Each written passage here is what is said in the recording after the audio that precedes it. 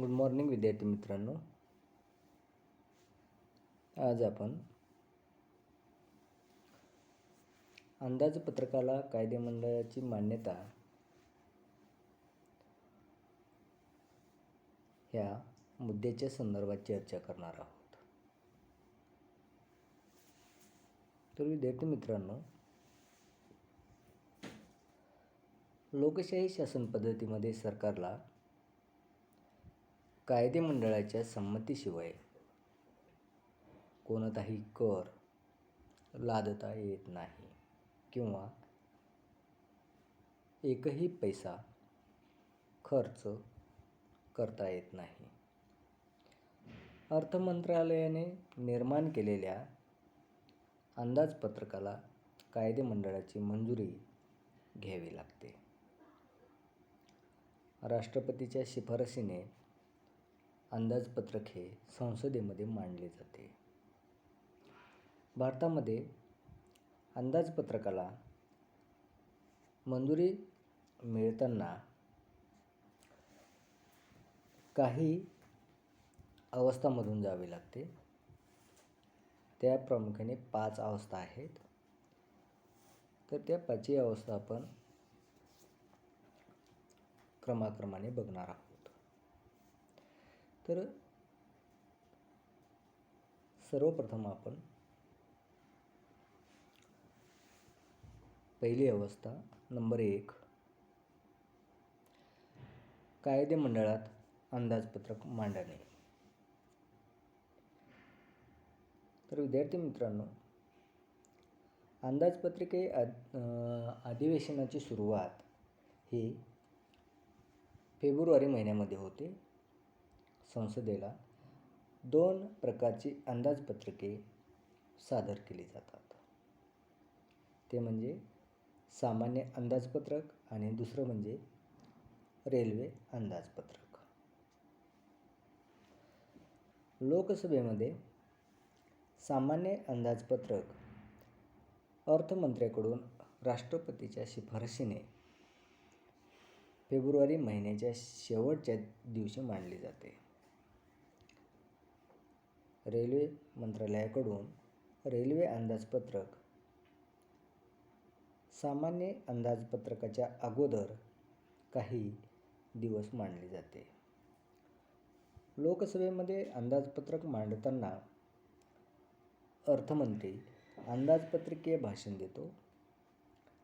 अंदाजपत्रकासहित भाषणाच्या प्रती सर्व सभासदांना वाटल्या जातात. या अवस्थेमध्ये अंदाजपत्रकासंबंधीची सर्वसाधारण माहिती सभासदांना मिळत असते. त्यानंतर दुसरी अवस्था आहे ती म्हणजे अंदाजपत्रकावरील सामान्य चर्चा. तर विद्यार्थी मित्रांनो, संसदेला अंदाजपत्रक प्रस्तुत केल्यानंतर किंवा मांडल्यानंतर 1 आठवड्याने त्यावर सर्वसाधारण चर्चा होते. ही चर्चा साधारणतः 3 ते 4 दिवस चालते. या चर्चेच्या वेळी अंदाजपत्रकात समाविष्ट केलेल्या सर्व बाबींचा साधक बाधक विचार केला जातो. सामान्यतः सरकारचे आर्थिक धोरण, सामान्य प्रशासन, देशाची आर्थिक स्थिती यांचा विचार अंदाजपत्रकाच्या संदर्भात केला जातो. या अवस्थेमध्ये अंदाजपत्रकातील मागण्यावर मतदान होत नाही. केवळ चर्चा होऊन संसदेतील सभासदांची अंदाजपत्रकाबाबतची मते जाणून येतात किंवा समजून येतात. विरोधी पक्षाच्या सदस्यांनी विचारलेल्या प्रश्नांना अर्थमंत्री चर्चेच्या शेवटी उत्तरे देत असतो. अंदाजपत्रकावरील ही सामान्य चर्चा संसदेच्या दोन्ही सभागृहात एकाच वेळी चालू असते. त्यानंतर तिसरी जी अवस्था आहे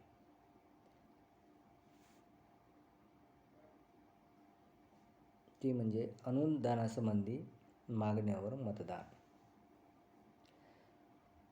तर विद्यार्थी मित्रांनो, अंदाजपत्रकावरील सामान्य चर्चेनंतर लोकसभेमध्ये मागण्यांना मंजुरी देण्याची प्रक्रिया सुरू होत असते. मागण्यावर मतदान करण्याचा अधिकार लोकसभा या कनिष्ठ सभागृहाला आहे. राज्यसभेला असा अधिकार नाही. राज्यसभेला चर्चा करण्याचा अधिकार आहे, पण मत मांडून मंजुरी देण्याचा अधिकार नाही.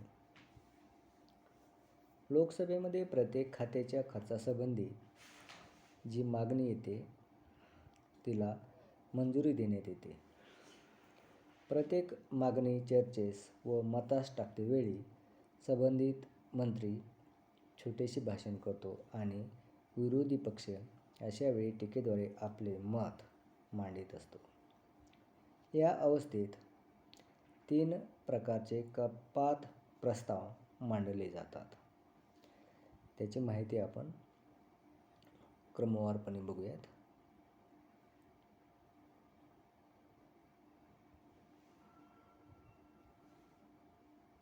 त्यामध्ये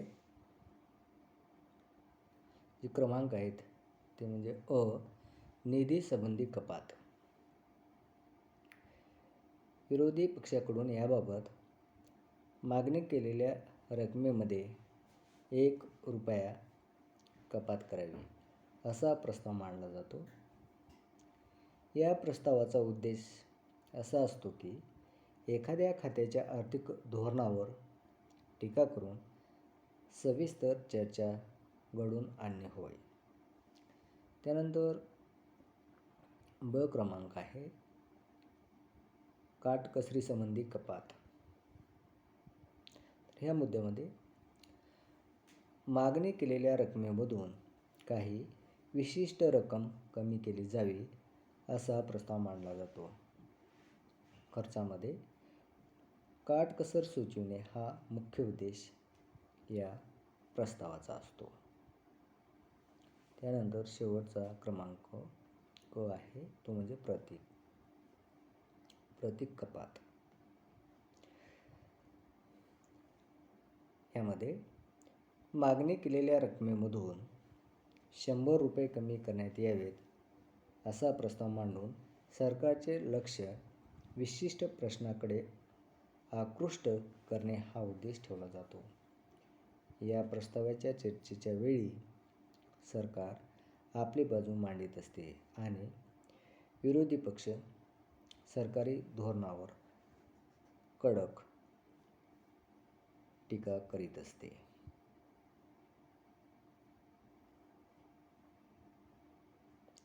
अशा प्रकारच्या कपातीत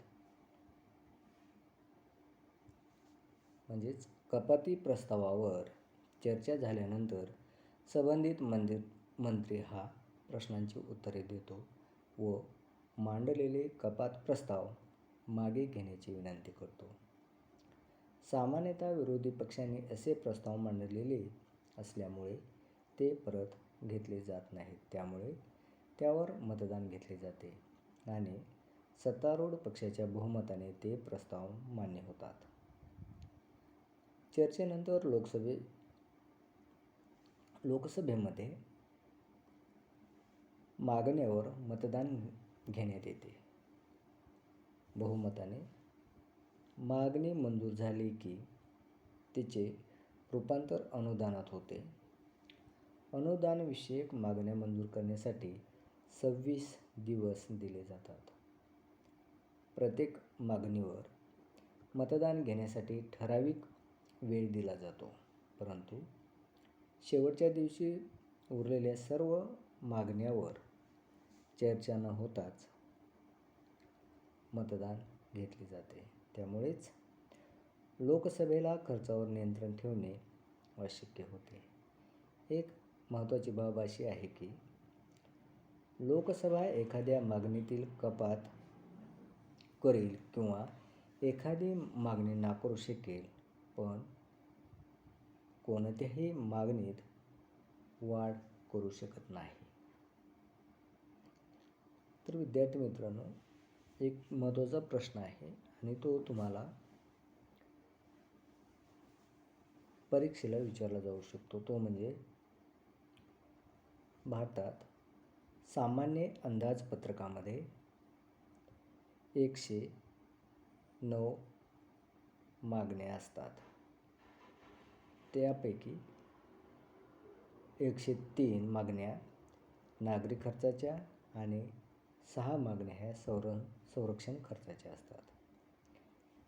या मागण्यांना मंजुरी मिळाली असता त्यांचे अनुदानात रूपांतर होते.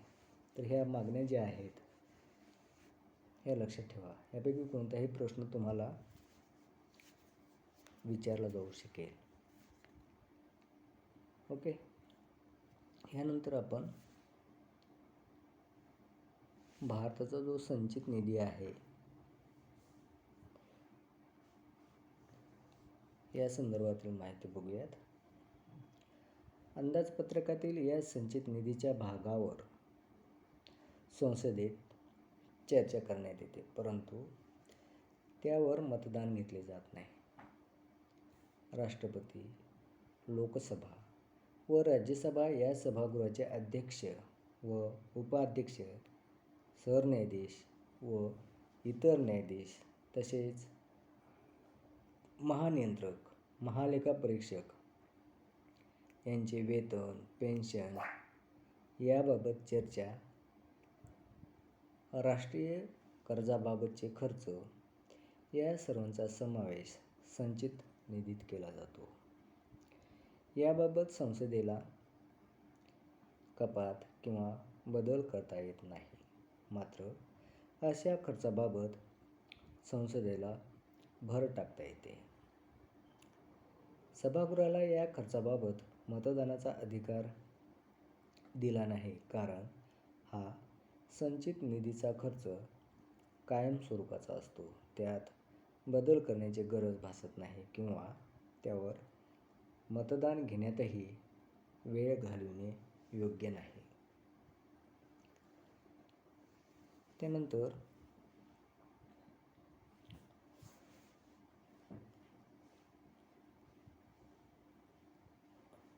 आपण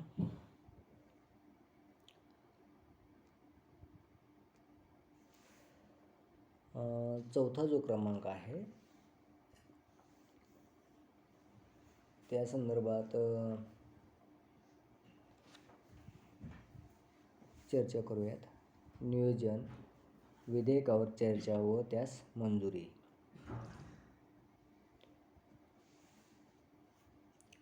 तर विद्यार्थी मित्रांनो, मागण्यावर मतदान झाल्यानंतर एकूण मंजूर खर्चाचा समावेश असलेले खर्च विधेयक संसदेपुढे मांडले जाते. यात संचित निधीचाही समावेश केलेला असतो. लोकसभेच्या मंजुरीसाठी हे विनियोग विधेयक मांडल्यानंतर त्यावर दुरुस्त्या सुचविता येत नाहीत. लोकसभेने मंजूर केलेल्या मागण्यांना कायदेशीर मंजुरी देऊन सरकारला संचित निधीतून खर्च करण्याचा अधिकार देण्यासाठी हे विधेयक मांडले जाते. सर्वसाधारण चर्चा होऊन या विधेयकाला मंजुरी दिल्यानंतर हे विधेयक राज्यसभेच्या मंजुरीसाठी पाठवले जाते. खर्च विधेयक म्हणून हे राज्यसभेकडे आलेले असल्यामुळे राज्यसभा या विधेयकामध्ये कोणतीही दुरुस्ती करू शकत नाही किंवा हे विधेयक नाकारू शकत नाही. या विधेयकावर चर्चा करण्यासाठी राज्यसभेला 14 दिवस मुदत दिलेली असते. तर विद्यार्थी मित्रांनो, हा सुद्धा तुम्हाला प्रश्न परीक्षेला विचारला जाऊ शकतो. 14 दिवसाच्या आत त्यावर चर्चा करून, शिफारसी, सूचना करून हे विधेयक लोकसभेकडे येते. ह्या शिफारसी मान्य केल्याच पाहिजेत असे बंधन लोकसभेवर नसते. राज्यसभेने 14 दिवसाच्या आत हे विधेयक परत पाठविले नाही तर ते राज्यसभेला मंजूर आहे असे समजून लोकसभेचा सभापती ते विधेयक राष्ट्रपतीच्या संमतीसाठी पाठवितो. त्यानंतर आपण अंदाजपत्रकाला कायदेमंडळाची मान्यता मिळण्यासाठी ज्या अवस्थेमधून जावे लागते त्यामधला जो 5वा क्रमांक आहे तो म्हणजे करारासंबंधी मतदान, अर्थ विधेयकाला मान्यता. या मुद्द्याच्या संदर्भातील आपण माहिती बघूयात.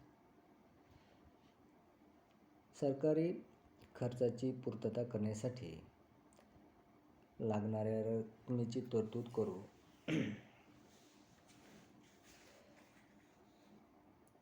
तरतूद कर बसवून कर्जे काढून करावी लागते. काही कर स्थायी स्वरूपाचे असतात, परंतु काही कर नव्याने बसवावे लागतात. जकात कर, आयकर यांचे दर प्रत्येक वर्षी संसदेमार्फत ठरवले जातात. करापासून मिळणारे उत्पन्न फार मोठे असते. सामान्यतः आगामी वर्षात कर लावण्यासंबंधी जे विधेयक किंवा मसुदा तयार केला जातो त्यास वित्त विधेयक असे म्हणतात. अर्थविषयक विधेयक मंजूर करण्यास जी पद्धती वापरली जाते तीच पद्धती वित्त विधेयक पास करताना वापरली जाते. हे अर्थविधेयक लोकसभेत मंजूर झाल्यानंतर राज्यसभेकडे मंजुरीसाठी पाठवले जाते.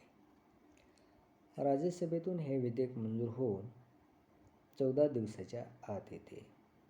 ते मुदतीपूर्वी आले नाही तर ते राज्यसभेला मंजूर आहे असे समजून राष्ट्रपतीच्या संमतीसाठी पाठवले जाते. राष्ट्रपतीच्या मान्यतेनंतर त्याचे कायद्यात रूपांतर होत असते. त्यानंतर इतर अनुदाने, ज्यामध्ये काही वेळा मंजूर केलेली रक्कम एखाद्या खात्याला अपूर्ण वाटते तेव्हा खर्चाची ताबडतोब तरतूद व्हावी म्हणून काही प्रकारच्या अनुदानाची व्यवस्था केली जाते. त्यामध्ये पहिलं जे आहे लेखानुदान. अंदाजपत्रकावर चर्चा होऊन त्यातील मागण्या मंजूर होईपर्यंत नव्या आर्थिक वर्षाची सुरुवात होते. त्यामुळे नव्या वर्षाच्या सुरुवातीच्या काळामध्ये खर्चासाठी काही रकमेची गरज असते. अशा अनुदानास लेखा अनुदान असे म्हणतात. सामान्यतः 3 महिन्याच्या काळासाठी अशा लेखानुदानाची व्यवस्था केली जाते. त्यानंतर ब आहे पूरक अनुदान. एखाद्या विभागासाठी मंजूर केलेली रक्कम अपूर्ण वाटू लागली तर राष्ट्रपतीला त्या विभागाच्या मागण्यासाठी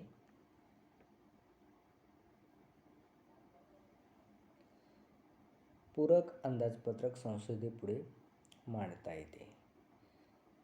नेहमीच्या पद्धतीने या पूरक अंदाजपत्रकाला संसदेची मंजुरी मिळते. भारतामध्ये पूरक किंवा पुरवणी अंदाजपत्रक दरवर्षी मांडण्याची प्रथा आहे. त्यानंतर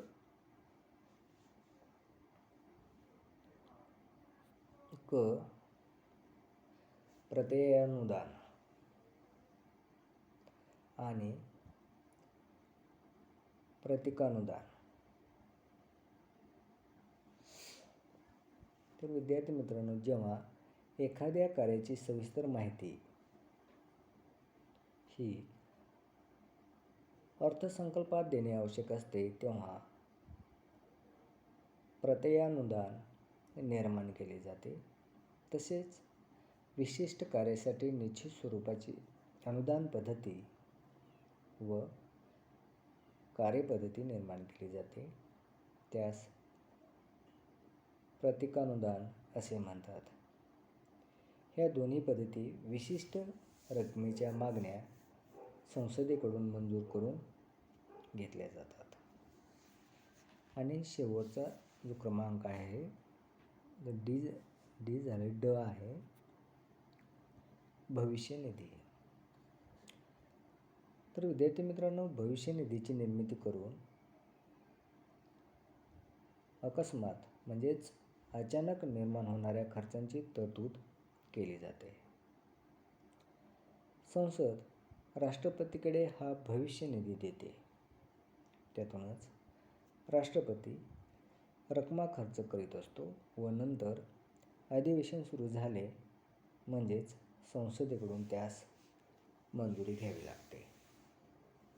तर विद्यार्थी मित्रांनो, अशा रीतीने अंदाजपत्रकाला विविध अवस्थांमधून जावे लागते व संसदेची मंजुरी मिळवावी लागते.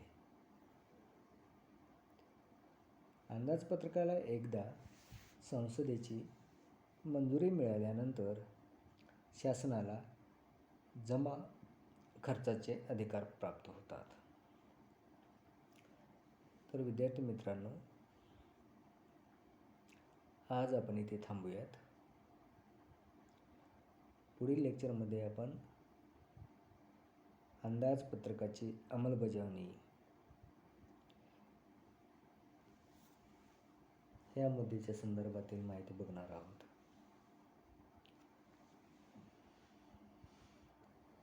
थँक्यू.